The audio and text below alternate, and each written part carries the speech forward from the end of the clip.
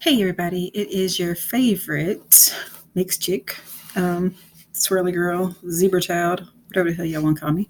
Um, so today I want to talk about the stigma around mental health and mental illness. After reviewing some mixed reviews online in regards to the Joker movie, because it, touched on the topic of mental illness, I was going to go see it anyway, but I decided to talk a little bit about it. So, one of the things that I wanted to address was like growing up, whether it was in regards to, financial struggles the family had or, the abuse that was going on in the house or anything. Most of y'all who are, especially in my age demographic, 40, 50-year-olds, we're told that, what goes on in this house stays in this house. We don't talk about it. And there was a lot of stuff that we didn't really talk about or discuss growing up. We didn't talk about, abuse. We didn't talk about the creepy uncle that was, filling up on the little kids. We didn't talk about, the fact that, electricity was off and you couldn't pay the bill. So you borrowing electricity from the neighbor. We didn't talk about, uh, abuse that was going on. We didn't talk about mental illness. We didn't do counselors, especially in the Black community. That's not something, we got taught, Black people don't see counselors, we don't do that. So then when I see this whole issue, this whole movie rather with the Joker and dealing with his own mental illness and the kind of mental trauma brought on by his mother's own mental illness, and the way he was treated throughout the movie and being teased and made fun of and kind of ostracized, it's important to, for one, not continually make mental health or mental illness a taboo thing. People go through stuff. If someone is depressed, that's a mental illness. If someone has PTSD or anxiety, that's a mental illness. Because the symptoms aren't physical, you can't see them. People think, oh, your brain is broke, or it's just there's so much stigma surrounding it, and people don't talk enough about it. And I'm sorry for sorry, not sorry. The only time we really hear about it now is when there's some kind of racial mass shooting and the shooter is a white guy. Oh, it's mental illness. That's the only time we hear about it. But those two need to be addressed. Like, we as a society need to address, okay, if there's somebody that is doing some things that are a little off, speak on it. Hey, he don't look too right in the head, or he's doing some really strange stuff walking around this grocery store, or he's kind of the loner at school, or he's doing some strange things, or he's adapted to this other crowd, or he's going through some things. We don't ask enough questions, and we don't talk about things. Being made to feel as if, myself, having dealt with a lot of things growing up, I would get sad, or at the time it was actual depression. But being told to just shake it off. Oh, get over it. You'll be fine. Do this or do that to cope with it. It'll pass. But not being really given any tools to do that, to deal with it. And as you become older, you continue to not deal with things. And if you're not talking about it, it's taboo to talk about it. Parents are embarrassed to take their kids to counseling because they feel like it's a bad reflection on them. Even if it is, so what? You don't want what's going on with you to continue with your child. You have to break the cycle of it. So get your child help. It wasn't until I was in my late 30s that I was actually told that I have PTSD. I didn't even know you could have PTSD and not be in the military. I didn't know that until I was diagnosed with it. I didn't really know that the panic attacks that I was having, the breathing issues and the freaking out about stuff was anxiety. I didn't know that because I hadn't been to a counselor outside of what was court ordered when I was younger. And the only reason I went was because it was court ordered. Like after, that mandatory counseling time had passed, there was no more counseling. After 2 suicide attempts, me, and being the happy bubbly person I am now, as a teenager I was not. I was severely depressed and had attempted suicide twice. After being put in the psych ward at the hospital for, I think I was there for 3 months, there was no counseling after that, past that point. So nothing was ever really completely fixed until I became an adult and started dealing with stuff. People are not being treated or diagnosed or helped in any way until they're adults because their parents are telling them or deterring them from getting help and seeking counseling. Stop telling people to just get over it. Stop telling people it's all in their head. Stop telling people you can control your anxiety. When it gets to the point of having a severe anxiety attack, for me, when I get to the point where I'm hyperventilating, I can't breathe, my face is going numb, my body tenses up, I've already done all I can. I'm at the point where I can't control it anymore. I'm at the point where there's so much stuff weighing on me that I simply cannot control it. So please stop telling people that it's all in your head or you can fix this or you brought it on yourself or whatever other bullshit lines you're telling people. Help them. Listen to them. If that's all you do is listen. Because a lot of times that's all we really need is somebody to talk to, somebody to hear us and not dismiss our feelings, to not dismiss what we're going through. We all deal with things differently. We do. And myself, like I said, I didn't find out about my PTSD and anxiety until I was nearly 40. I'm 44. So I was like 37. So yeah, nearly 40. And being consistently told to just deal with stuff and told that pretty much counseling is not an option, we start finding other ways to cope with shit. Like think about the rate of people that I heard, addicted, whether it be to drugs or alcohol. It's a coping mechanism. Like we're out here literally killing ourselves because we don't know how to fix ourselves, because we're told that the fix is to just get over it. Like how do you tell somebody to get over something and not give them a way to get over it? And then you leave people to their own devices of popping pills and drinking and smoking and doing all these things to cope, which is temporary at best. Listen to people. I think about I remember after my second suicide attempt. This is something I don't really talk about, but after my second suicide attempt, I was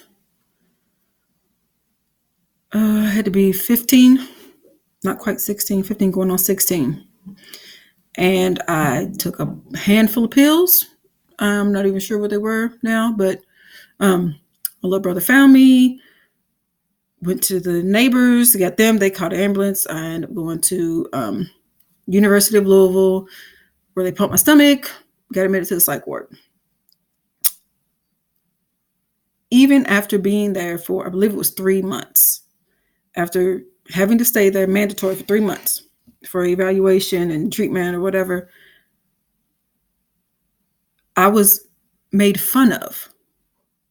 I was the butt of everybody's jokes because I couldn't handle life. Because I was, oh, you're only, you're a kid. What do you got to be worried about?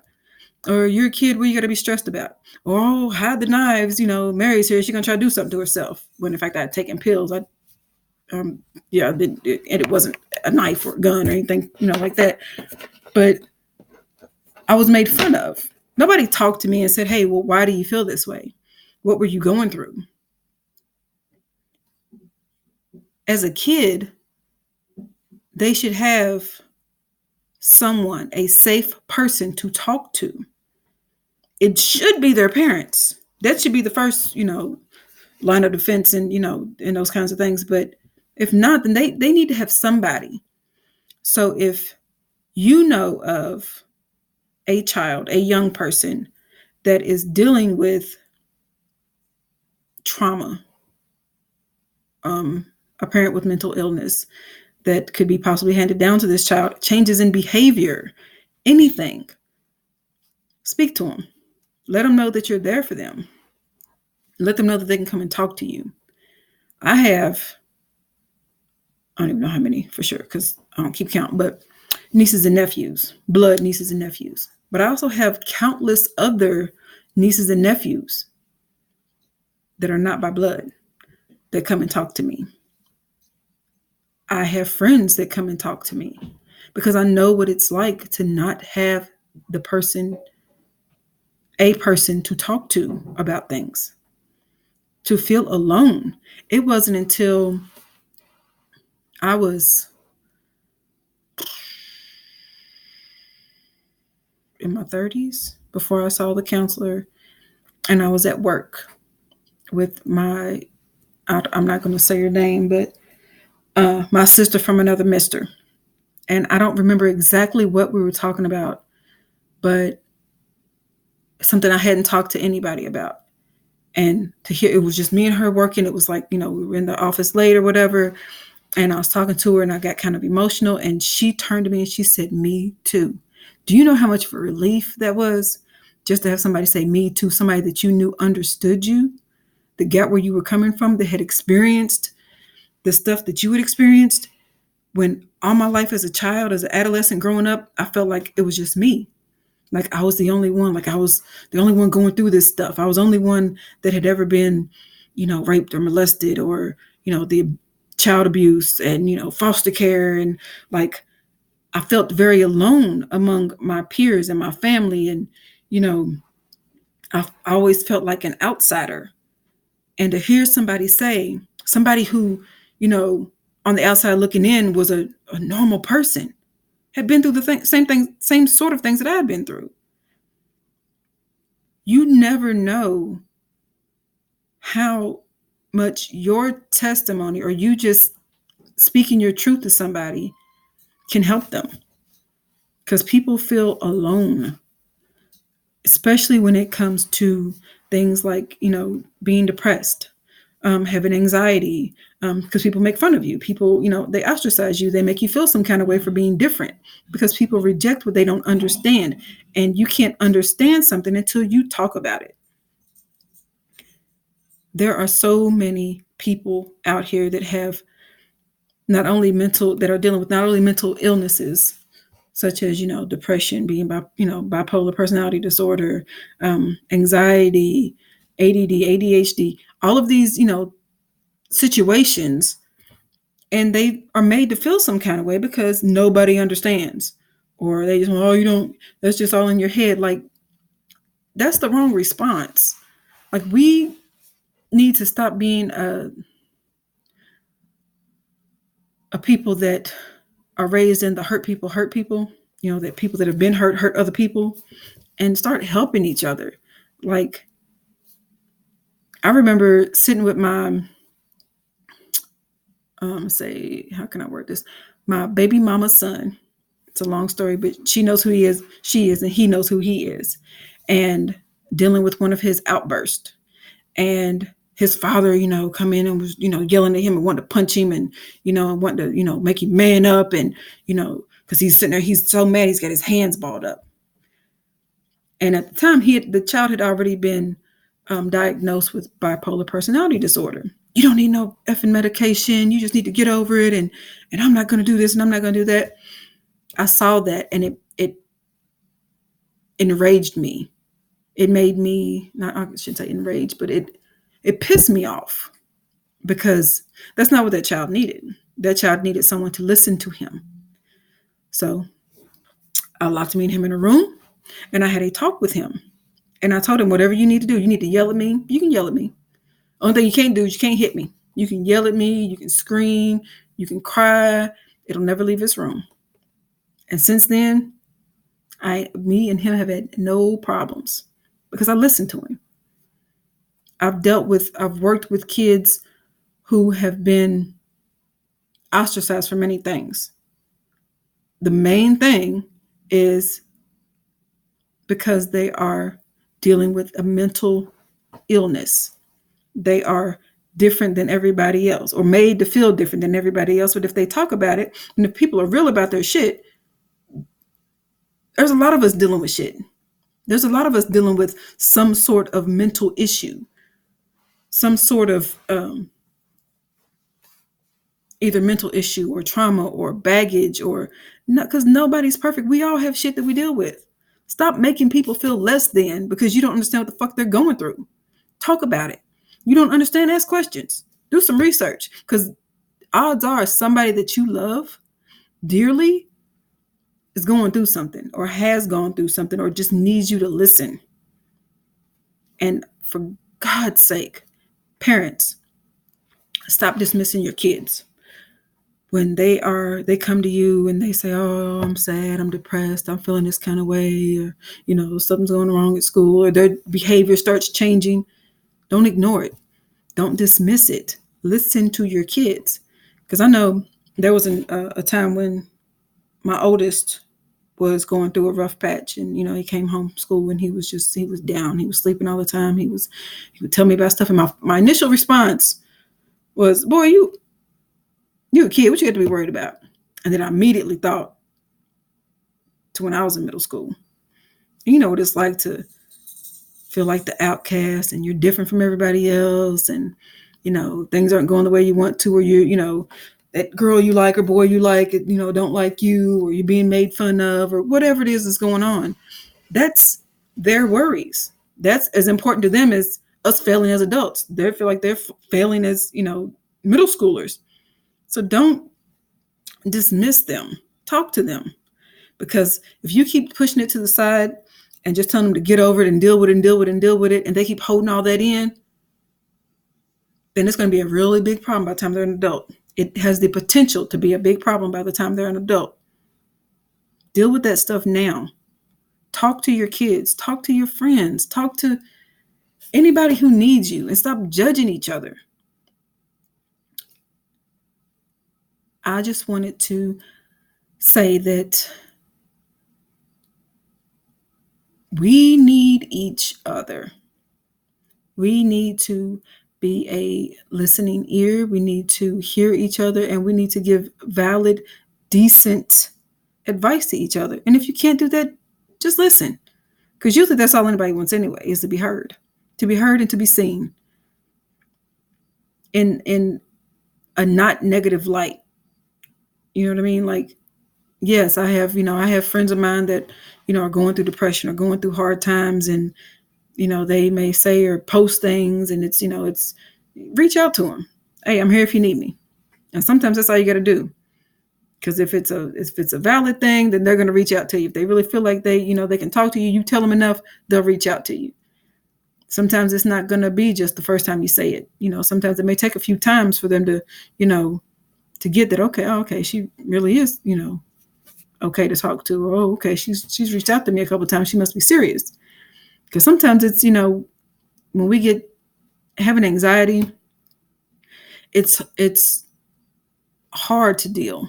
Sometimes it is as simple as just staying in the house, making plans and being like, yeah, I don't feel like doing that. I don't feel like going out. I don't feel like, being bothered. I don't feel like, I want to go out and hang out, but I really want to, I'm feeling some kind of way, so I don't really want to do that.